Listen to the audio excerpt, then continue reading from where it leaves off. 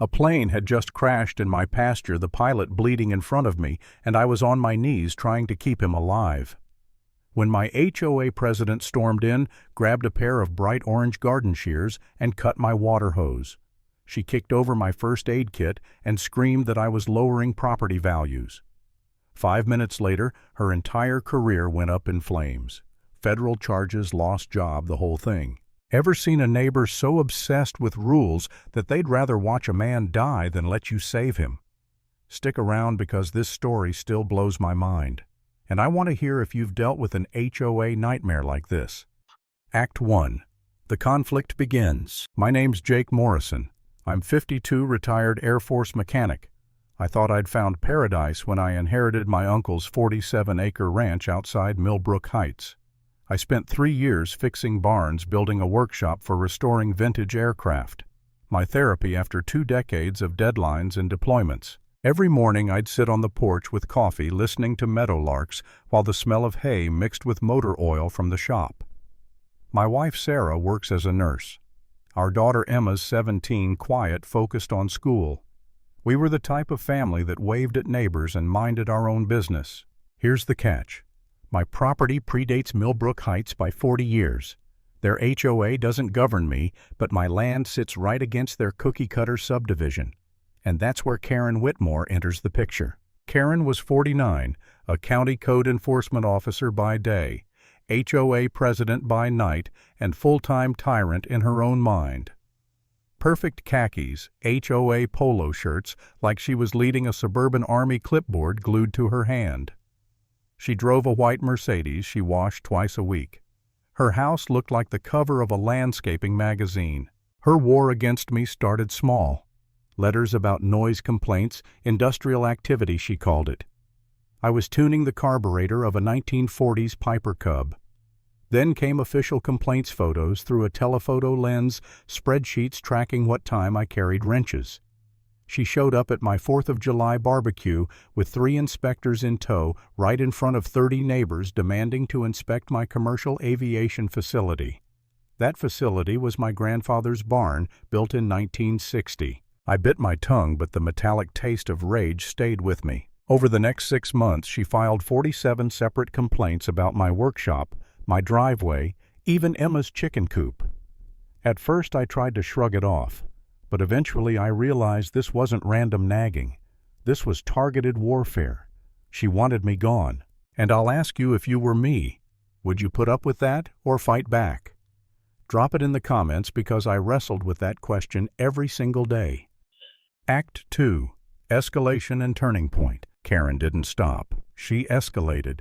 She organized a concerned neighbors meeting complete with PowerPoint charts about my dangerous industrial operation. She told people I was secretly running a flight school over their kids' playgrounds. The worst part. Some neighbors believed her.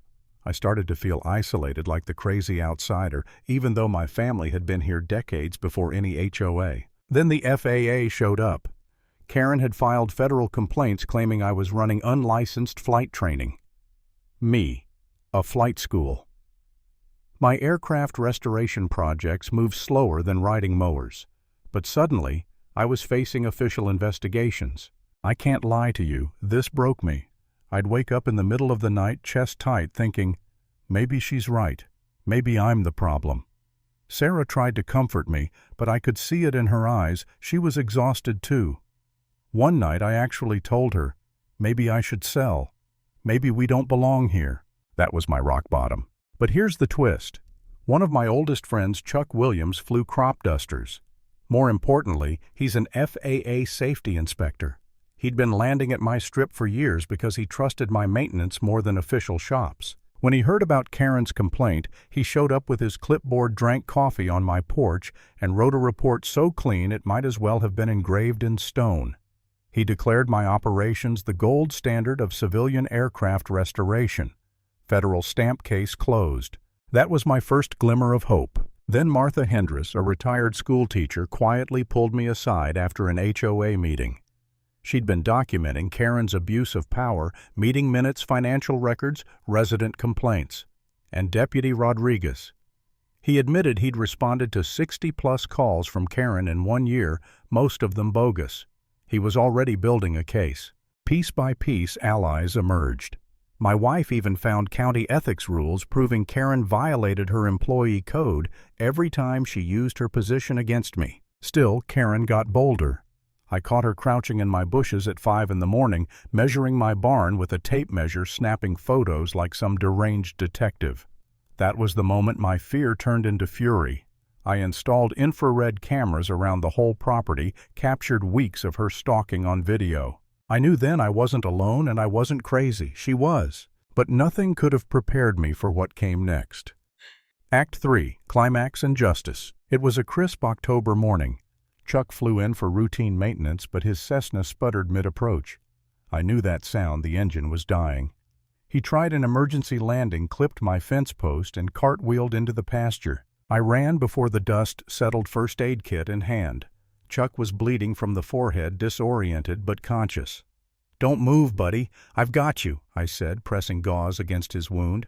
Aviation fuel filled the air. And then I heard it. What did you do? Karen, in her bathrobe and slippers, storming toward me like she was storming Normandy. But instead of asking if Chuck was alive, she pulled out orange garden shears and sliced through my water hose. She kicked over my first aid kit, shrieking, "Cease this unauthorized activity." I swear I thought I was hallucinating. A man was bleeding on the ground, a plane wreck smoking 10 feet away, and she was screaming about property values. Then she dialed 911. Relief hit me for half a second until I realized she wasn't reporting an injured pilot. She was reporting me. She told dispatch I'd staged the crash, that I was running illegal aviation activities. My jaw dropped. Even Chuck, bleeding into his shirt, groaned, "Lady, I need medical assistance." Her answer, "You're trespassing." That's when Chuck, with shaky hands, pulled his wallet and flashed his federal badge.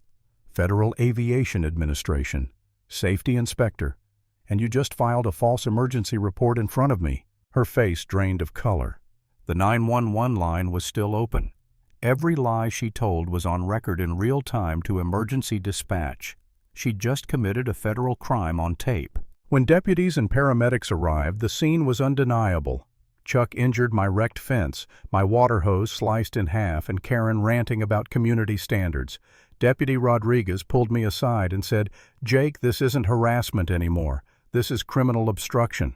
From that moment, the dominoes fell fast. Chuck filed obstruction charges. Rodriguez piled on 63 counts of harassment and false reporting. Martha handed over proof Karen had embezzled HOA funds to hire private investigators against me. Sarah presented the ethics violations. And my cameras caught Karen sneaking back at night to plant evidence at the crash site, federal property tampering. Within days, the county put her on unpaid leave. The HOA board called an emergency meeting. Every resident showed up. Local news packed the room. I walked to the front, plugged my phone into the speakers, and played Karen's 911 call for everyone to hear. Her voice filled the hall. "Yes, I need to report illegal aviation activities. The neighbor has crashed another aircraft." Then Chuck's weak voice, "Ma'am, I need medical assistance." And her cold reply, "You're trespassing." Silence. You could hear a pin drop. People shook their heads, muttered, "Unbelievable." Karen tried to defend herself, papers spilling from her trembling hands. He was violating standards. I was protecting the neighborhood. But Martha cut her off. "No, you were embezzling funds and abusing authority." Then a federal investigator in the back stood up.